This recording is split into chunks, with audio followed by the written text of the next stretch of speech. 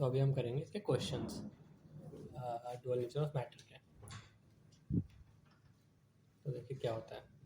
सबसे पहला क्वेश्चन है de Broglie wavelength of a neutron in thermal equilibrium at temperature T and mass M. ठीक है, इसने पूछा डी ब्रोगली वेवलेंथ बताओ। पेन क्यों नहीं चल रहा मेरा?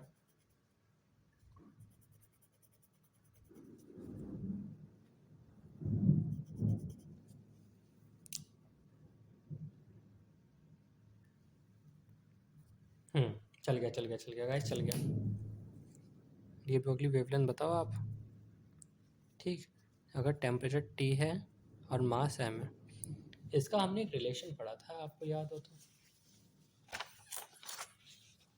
D Broglie wavelength and temperature का रिलेशन था h√3m/kT। देखो इन्हें डायरेक्ट फार्मूला पूछ लिया आपसे। ठीक, और कुछ नहीं पूछा, डायरेक्ट फार्मूला पूछा। नीट 2017 का सवाल है, सीधा टिक मारो। ठीक, फिर आते हैं photo electric emission occurs when light more than minimum. Light का मिनिमम क्या होना चाहिए कि इलेक्ट्रॉन निकल जाए? मिनिमम याद करो। मिनिमम क्या होता था?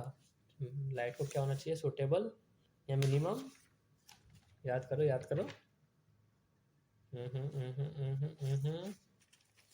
इसकी मिनिमम फ्रीक्वेंसी होनी चाहिए थी। याद करो, मिनिमम फ्रीक्वेंसी होनी चाहिए थी।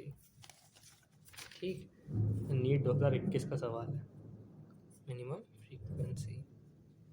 Okay, in the following graph name the quantity that is kept constant. हाँ, अब बताओ इसके अंदर कांस्टेंट क्या रखा गया है। ठीक, याद करो, हम ऐसे करके एक लाइन बनाते थे। लाइन के इधर कुछ और कांस्टेंट होता था, इधर कुछ और कांस्टेंट होता था। क्या क्या होता था? याद करो। क्या आंसर आएगा इसका? लाइन के राइट साइड में इंटेंसिटी कांस्टेंट है, लाइन के लेफ्ट साइड में फ्रीक्वेंसी कांस्टेंट है। ये किधर जाके मिल रहे हैं? लाइन के लेफ्ट में। तो यहाँ पे क्या आ जाएगा? फ्रीक्वेंसी। ओके,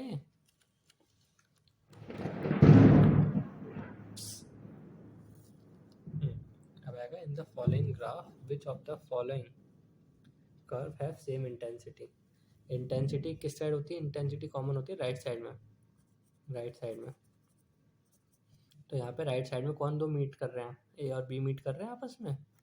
ए और बी मीट कर रहे हैं, तो इनकी इंटेंसिटी होगी सेम। ओके, चलिए आगे चलते हैं।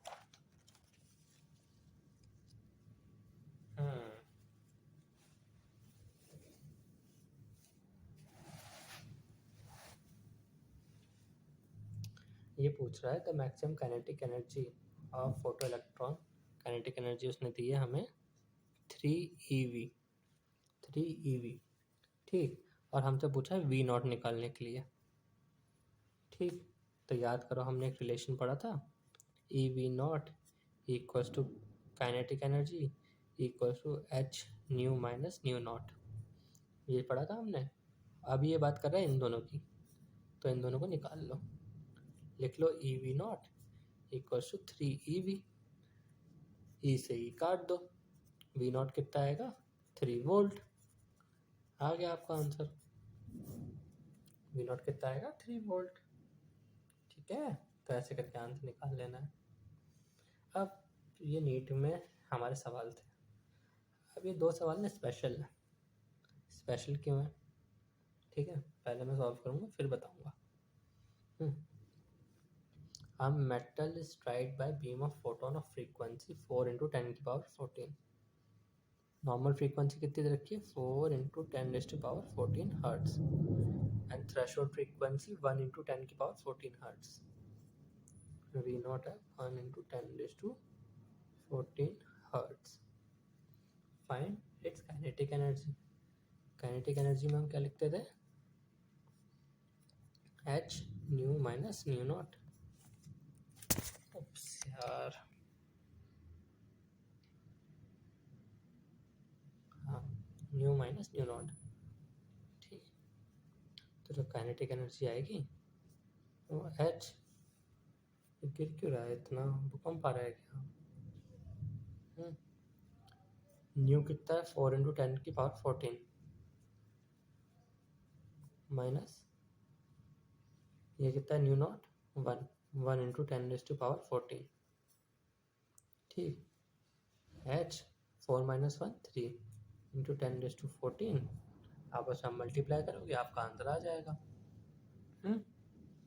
ठीक है।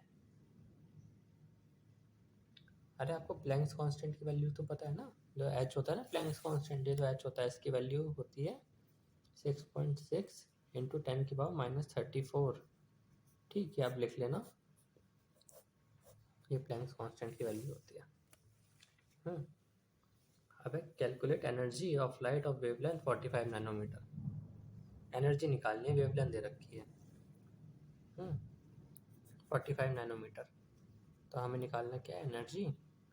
वेवलेंथ 45 नैनोमीटर दे रखी है। नैनोमीटर को हम कैसे लिख सकते हैं?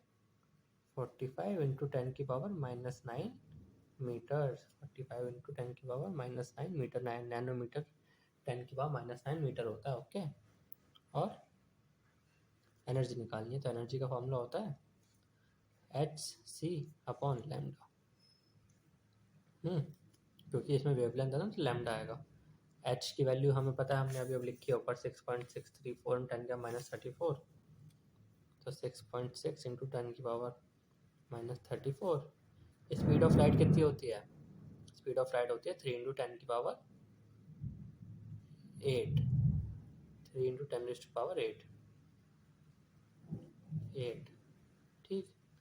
Upon lambda. लैम्डा कितना है? 45 × 10⁻−9। आप इसे सॉल्व करोगे आपका आंसर आ जाएगा, कोई ना कोई ऑप्शन आपका बैठ जाएगा। अब देखो, ये सवाल था नीट 2016 का, और ये था शायद 18 का, जहाँ तक मुझे याद है। लेकिन इन दो सवाल में कॉमन चीज़ क्या है कि मैंने इनके लिए आपको स्पेशल बोला? ये दोनों सवाल एक्चुअली में फिज़िक्स के पोर्शन के नहीं थे, ये थे केमिस्ट्री के। केमिस्ट्री के कौन से चैप्टर से? Atomic structure. ठीक है। तो ये दोनों चीज़ें कॉमन है। ये डुअल नेचर ऑफ मैटर जो है फिजिक्स में एक चैप्टर है, वहीं केमिस्ट्री में एक टॉपिक है बस। ओके। तो अभी ख़त्म करते हैं इसको। आई होप समझ आ गया होगा पूरा चैप्टर और क्वेश्चंस भी। ठीक, चलो बाय बाय।